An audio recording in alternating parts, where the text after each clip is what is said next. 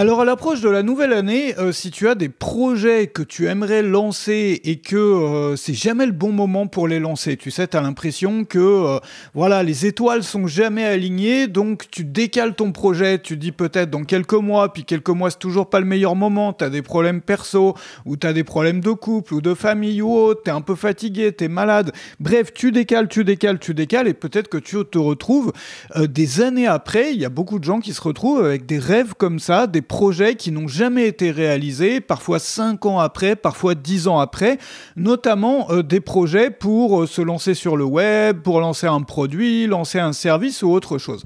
Et forcément, à l'approche de la nouvelle année, on se pose tous des questions sur nos objectifs. C'est le moment où on fait un peu le bilan sur ce qu'on a réalisé jusqu'à maintenant lors des 365 derniers jours, et puis sur les objectifs qu'on se fixe là pour les mois à venir, donc pour les 12 mois à venir. Et c'est la raison pour laquelle je voulais traiter de ce sujet aujourd'hui, parce que le meilleur moment ne viendra jamais. Le moment idéal n'existe pas, et il y a une stratégie qui est inspirée du monde de la finance, qui est utilisée par des personnes qui placent leur argent. Moi, c'est la stratégie que j'utilise notamment pour investir, et c'est une stratégie qui peut aussi s'appliquer à nos projets. Et si toi, tu rencontres ce problème-là, si tu as tendance toujours à remettre à plus tard tes projets parce que c'est jamais le moment idéal, cette stratégie peut probablement t'aider. Donc je vais te montrer ça dans cette vidéo.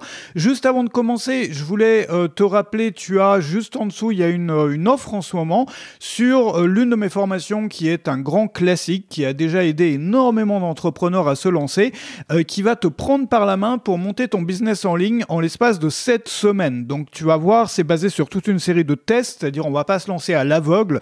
Beaucoup trop d'entrepreneurs, de créateurs qui voudraient lancer une activité de création de contenu se lancent complètement à l'aveugle, et c'est la raison pour laquelle plus de 90% d'entre eux, beaucoup plus que 90% d'entre eux, 95-99% d'entre eux peut-être se retrouvent déçus d'avoir mis énormément d'efforts pour rien, parce que ils n'ont pas testé les choses au fur et à mesure. Et donc là, je te propose donc un système qui va te prendre par la main avec un calendrier d'action, et on va tester les choses, c'est-à-dire toutes les choses qu'on va implémenter vont avoir été pré-testées dans des conditions réelles.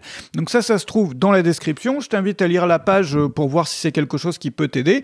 Et si ça peut t'aider, il y a une offre en ce moment pour que tu puisses accéder à cette formation pour moins cher. Je voudrais commencer donc cette vidéo par une citation de Tim Ferriss, qui avait écrit à l'époque le fameux livre La semaine de 4 heures, qui a fait du bruit à l'époque, puis qui a un podcast, qui a toutes sortes de choses, et une citation que j'ai traduite en français, et il disait « Les étoiles ne seront jamais parfaitement alignées, les feux ne seront jamais tous au vert en même temps, l'univers ne conspire pas contre vous, mais il ne fait pas non plus tout pour aligner les quilles, les conditions ne sont jamais parfaites. Attendre le jour parfait est une maladie qui emportera vos rêves dans la tombe. Si c'est important pour vous et que vous voulez le faire un jour, faites-le maintenant, puis corrigez le tir en cours de route. » Fin de citation. Alors, je te parlais tout à l'heure d'une méthode qui est utilisée, d'une stratégie qui est utilisée pour les placements dans le monde de la finance, qui s'appelle le dollar cost averaging. Qu'est-ce que ça veut dire, le dollar cost averaging? Il y a deux façons de placer son argent ou de faire des investissements. Il y a la façon qui consiste à utiliser sa capacité de jugement, c'est-à-dire à faire de ses placements un métier. C'est ce que font les traders, par exemple. C'est-à-dire qu'au jour le jour, ils vont exercer leur capacité de décision, c'est-à-dire qu'ils vont soit regarder les news financières du moment, soit étudier des courbes, c'est-à-dire prendre en compte toutes sortes d'éléments pour pouvoir savoir qu'est-ce que j'achète, qu'est-ce que je vends aujourd'hui, quels sont les trades que je vais faire aujourd'hui. Mais pour le commun des mortels, c'est pas un métier, la finance. Par exemple, pour moi je suis pas financier, j'ai autre chose à faire, j'ai d'autres passions, voilà, ça m'intéresse pas, et en même temps, je suis pas assez, c'est pas mon boulot, j'ai pas étudié ça. Donc qu'est-ce que je fais? Je fais du dollar cost averaging. Ça veut dire que j'ai choisi une stratégie, et tous les mois, quoi qu'il arrive, ou tous les trimestres, ou pour certaines personnes tous les ans, c'est-à-dire quand tu reçois des revenus, donc quand tu reçois tes dividendes, ou quand tu reçois ton salaire si tu es salarié ou autre, à intervalles fixes, tu vas placer soit la même somme, soit ce qui te reste après avoir décompté tes frais de vie.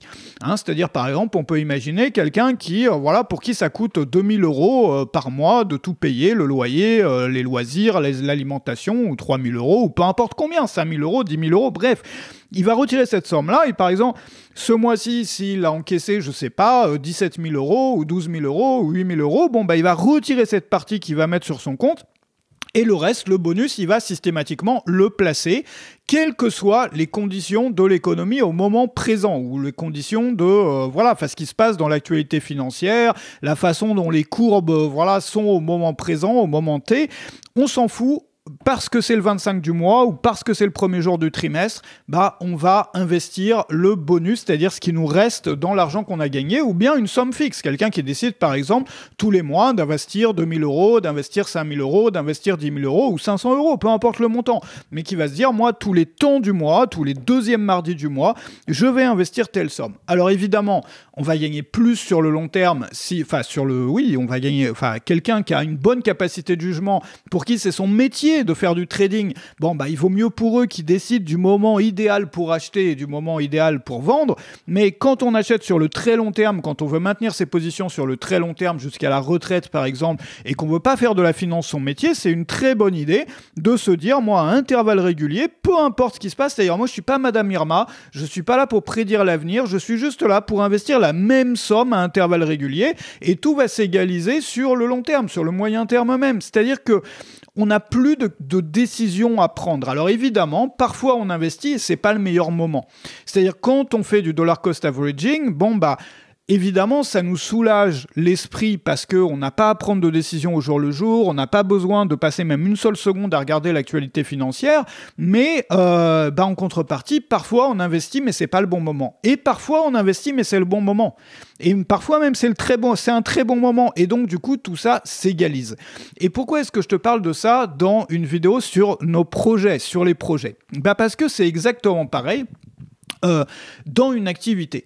Par exemple, pour sortir des produits. Moi, je pratique exactement la même stratégie pour la création de produits. Alors, j'ai eu plusieurs projets au fil des années. Pendant la plupart des années où j'ai eu cette activité, je sortais beaucoup de formations. J'en ai sorti pendant longtemps, une par semaine. Et quand je sortais, dans les périodes dans lesquelles je lance une formation par semaine, parfois c'est le meilleur moment pour lancer une formation, parfois c'est pas le bon moment. Parfois, je suis crevé quand je fais la page de présentation, donc c'est pas la meilleure page de présentation du monde. Parfois, j'ai un événement particulier dans ma vie personnelle qui fait que, les emails, ils seront peut-être moins bons. Tu vois, les emails qui donnent envie aux gens ou qui expliquent ce qu'il y a dans la formation vont être moins bons cette semaine qu'une autre semaine. Mais c'est pas grave, je le fais quand même. Et sur le long terme, tout ça va s'égaliser. Il y aura des bons lancements, il y aura des moins bons lancements sur plein de facteurs différents. Ça peut être bien entendu, alors j'avais parlé il y a quelques temps de systèmes pour valider ces sujets de formation, ces sujets de produits. Mais il y a aussi d'autres facteurs. Est-ce que tu étais bien réveillé quand tu as écrit tes emails ? Est-ce que c'était le meilleur moment pour toi quand tu as écrit ta page de vente ? Si tu fais ça 50 fois par an ou 30 fois par an, il y a des moments où ça sera le pire, il y a des moments où ça sera le meilleur. Et tout ça va s'égaliser. Donc si tu veux, au lieu d'essayer de trouver les conditions idéales, au lieu de se casser la tête ou de se pousser ou machin et donc de paniquer à chaque fois qu'on n'arrive pas à avoir les conditions idéales ou bien repousser, on le fait quand même. Et en comparant quelqu'un qui le fait quand même à quelqu'un qui repousse, si tu l'avais fait quand même, il y a des moments où tu aurais lancé un produit, tu n'aurais pas eu des résultats extraordinaires, mais tu aurais eu quand même des résultats. Alors que si tu avais décalé, tes résultats, ça aurait été zéro. Donc si tu veux, le gros bénéfice de ça, c'est que même si c'est pas idéal, on le fait quand même, on aura quand même un peu de résultats. Et puis, le jour où ça sera idéal, ça sera le hasard que, tous les feux soient ouverts ce jour-là, toutes les étoiles soient alignées, et autant en profiter. Mais il y a des jours où ça sera pas. Ce qui est important, c'est de garder cette régularité, c'est de faire les choses avant d'attendre que le moment soit idéal. Parce que le temps entre maintenant et le moment où le temps sera idéal, c'est un temps qui peut être soit perdu, soit qui peut être utilisé, même si tu n'obtiens pas des énormes résultats avec ton premier projet, ton premier produit.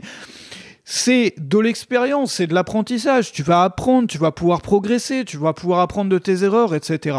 Donc, si tu veux, moi, ce que je te conseille de faire, c'est premièrement si tu as une activité comme la mienne, si tu crées du contenu, d'avoir un maximum d'offres, c'est-à-dire d'avoir, si possible, au moins une offre par semaine. Moi, quand j'ai écrit une dizaine de manuels, je réussissais à un moment à en écrire un tous les 10 jours, mais c'était quand même un peu tendu, parce que j'ai du boulot aussi à la maison. Pour moi, l'activité de création, c'est quelque chose que je fais en plus, c'est-à-dire mon activité activité principale, c'est de s'occuper de ma ferme ici que je suis en train de rénover, de mes animaux, de plein de choses. Bon, et c'était un peu difficile, mais l'idéal sur des formations, si tu crées des formations, c'est de faire une offre toutes les semaines. C'est pas forcément une nouvelle formation toutes les semaines. Ça peut être un pack de formation, ça peut être relancer une formation que tu as déjà créée ou autre. Bon, il y aura des bons mois, il y aura des mauvais mois, il y aura des bons lancements, il y aura des mauvais lancements. Mais vaut mieux un mauvais lancement que pas de lancement du tout. Tu vois ce que je veux dire? Donc c'est le même principe que le dollar cost averaging. Si on a décidé que tous les mardis ou tous les mercredis on lance une offre tous les mardis ou tous les mercredis. Il y en aura des bonnes, des pas bonnes. Tout ça va s'égaliser sur le moyen terme, sur le long terme. Là où c'est pas bon, c'est quand on panique sur le court terme. Quand on se dit il faut absolument que je fasse le meilleur lancement de ma vie cette semaine. Voilà. Non. Il faut se détendre un peu, tu vois. Si tu décides au contraire d'en faire un par semaine, il y en aura un meilleur de l'année, t'inquiète pas. Et en plus du meilleur de l'année, qui va forcément arriver, puisque voilà, tu vas en avoir des très bons si t'en fais beaucoup, bon bah voilà, il y en aura des moins bons, et des moins bons, tu vas pouvoir apprendre, tirer des conclusions pour ne pas refaire les mêmes erreurs, etc. Et puis, la deuxième chose, c'est de faire un grand projet, donc premièrement, au moins une offre par semaine. C'est valable pour la plupart des activités, des business, même si tu as un business en dur ou autre, regarde, il y a des cafés qui font ça, tu fais une offre, tu fais une promotion, tu fais quelque chose toutes les semaines qui change. Deuxième chose, c'est un grand projet tous les ans, une fois par an ou une fois par trimestre. Donc, les grandes choses que tu pourrais changer dans ton activité, les grandes choses que tu pourrais essayer, les nouvelles activités que tu pourrais monter aussi. Donc, faire un grand projet comme ça, au moins une fois par an ou une fois par trimestre. Et puis, les grands projets de notre vie, les choses qui sont de nature à pouvoir changer la qualité de notre vie. Donc, par exemple, s'installer dans un autre pays, monter son activité, monter sa boîte pour la première fois, c'est-à-dire passer du salariat à l'entrepreneuriat. Bon, bah, il est bien évident que quand on s'y met, quand on fait ça, on fait beaucoup d'erreurs. C'est jamais le meilleur moment. Moi, j'ai fait ça tellement dans ma vie de changer de pays, de reconstruire une vie de zéro, parce que j'adore ça. Bon, c'est jamais le meilleur moment. En général, c'est un principe un peu dans la vie, c'est qu'en général, quand il y a un truc qui va pas, il y en a pas qu'un. C'est-à-dire que ça vient en cascade et tout arrive sur la tête au même moment. Et c'est pas grave, c'est imparfait. Ce qui est important, c'est d'avoir mis démarrer le moteur, c'est d'avoir mis le contact, c'est d'avoir lancé la machine. Et après, sur la route, on va bien pouvoir corriger les choses. On va bien, regarde, il y a un exemple que je prends souvent, c'était un président américain, un ancien président américain, l'un des premiers, je me rappelle plus lequel, qui racontait qu'il était dans une pension quand il était gamin, donc dans une école où tu dors dedans, enfin une pension, comme son nom l'indique. Et avec d'autres enfants, ils voulaient faire le mur. Donc ils voulaient passer au-dessus du mur pour aller faire une balade dans la ville d'à côté, mais c'était interdit et tout. Et dans cette pension, les surveillants ou les autorités de la pension, si tu veux, punissaient les enfants s'il leur manquait une pièce de leur uniforme. C'était le truc sacré et tout. S'il te manquait un truc, par exemple ta casquette, tu pouvais être puni, mais de façon extrême. Et il était là avec d'autres gamins à hésiter devant le mur, est-ce qu'on fait le mur, est-ce qu'on fait pas le mur et tout, et d'un coup il prend sa casquette, il la balance derrière le mur, il la balance de l'autre côté du mur. Maintenant la casquette est de l'autre côté, il n'y a plus le choix, je suis obligé de passer derrière le mur. C'est la stratégie, si tu veux, qui consiste à brûler les ponts, à couper les ponts. Enfin pas forcément à couper les ponts, mais à brûler les ponts, c'est-à-dire à mettre une pièce dans la machine ou à faire en sorte qu'un retour en arrière soit extrêmement difficile, voire impossible. L'important c'est d'avoir fait ce pas-là. L'important c'est de faire ce pas-là, même si les conditions sont pas idéales en ce moment. Et après, on aura tout le temps, une fois qu'on aura lancé l'engrenage, une fois qu'on aura lancé la machine, une fois que le retour en arrière sera plus possible, on aura tout le temps pour corriger les choses. Il n'y a jamais un plan, c'est pour ça que les business plans, c'est un peu n'importe quoi, c'est des choses qui servent pour les banques et pour autre chose, pour décrocher un crédit, mais ça a absolument aucune utilité réelle dans un business, parce que un business plan, c'est comme un programme politique, hein. Les politiciens, ils promettent toutes sortes de choses, mais maintenant, voilà, une fois qu'ils sont élus, il y a la réalité du terrain qui fait qu'ils ne peuvent même pas réaliser ce qui était marqué sur le programme. Souvent, c'est comme ça. C'est exactement pareil pour un business plan. On imagine la chose dans des conditions idéales et tout. Bon, bah, les vraies conditions réelles du marché ou de ce qui se passe dans le monde ou quoi sont souvent très, très, très différentes. Et donc, du coup, l'idée, c'est donc de travailler en deux temps. Premier temps, je démarre le moteur, je balance ma casquette au-delà du mur. Et le deuxième temps, c'est que je vois ce qui se passe et je corrige le cap, comme quand on est dans un bateau et qu'on regarde sa boussole ou son compas ou son système de navigation et qu'on corrige systématiquement. Toute la route, on va corriger pendant tout le trajet. Bon. Donc voilà. Mon conseil, c'est donc de se lancer, de lancer ses projets, de balancer sa casquette au-dessus du mur, de faire en sorte qu'il n'y ait plus de retour possible. peu importe si tu veux que ça soit le meilleur moment ou pas. Et puis pour les choses qu'on doit faire régulièrement, ne pas attendre le meilleur moment, appliquer le principe du dollar cost averaging, qui consiste à investir telle date ou un intervalle ultra régulier comme ça, peu importe les conditions du marché, en sachant que sur le long terme, tout ça va s'équilibrer. C'est vrai aussi pour les promotions, pour les lancements de produits. Ça enlève un énorme poids dans nos têtes. Ça nous enlève une énorme charge mentale. Ça nous permet de juste avoir à regarder son calendrier finalement au lieu d'analyser tous les paramètres, tous les facteurs, ce qui peut être vraiment, vraiment épuisant. Si tu veux commencer sur des bonnes bases et si tu veux te lancer cette année ou que tu veux revoir vraiment les bases pour pouvoir repartir avec une machine qui est bien conçue pour cette année 2004, je te propose de regarder dans la description le premier lien pour cette formation pour monter ton activité en ligne en 7 semaines. Donc c'est un programme dans lequel je te prends par la main, on va faire toute une série de tests. Donc c'est vraiment basé sur des tests grandeur nature. C'est-à-dire que tu vas pas t'engager dans des trucs qui ne vont pas forcément marcher après. Tout va être mesuré, testé. Voilà, donc je t'invite à lire la page si tu veux t'y mettre. Et je te souhaite en avance un petit peu une excellente année 2024. Plein de succès dans tes projets, des beaux succès pour tes projets. Et je te retrouve donc juste en dessous sur le premier lien. Et puis dans la prochaine vidéo, merci d'avoir été là avec moi aujourd'hui.